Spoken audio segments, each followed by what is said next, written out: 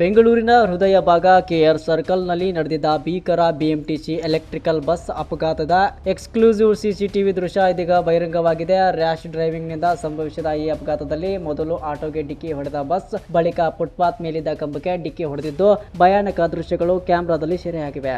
July 18ರಂದು ಬೆಂಗಳೂರಿನ K R ಸರ್ಕಲ್ನಲ್ಲಿ ನಡೆದಿದ್ದ BMTC electrical bus ಅಪಘಾತದ ಎಕ್ಸ್ಕ್ಲೂಸಿವ್ ಸಿಸಿಟಿವಿ ದೃಶ್ಯ ಇದೀಗ ಬೆಳಕಿಗೆ ಬಂದಿದೆ.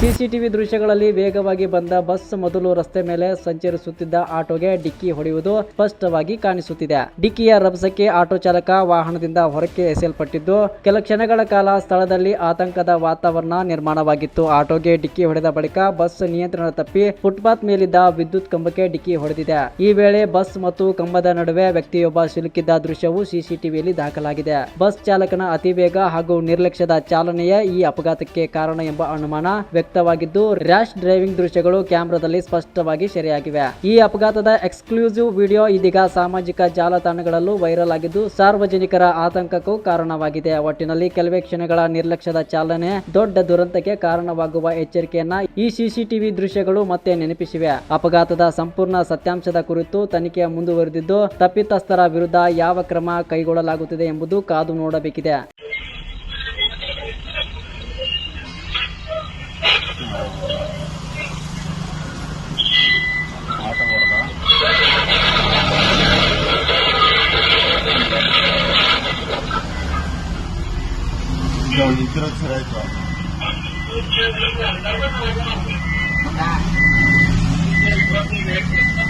Hello?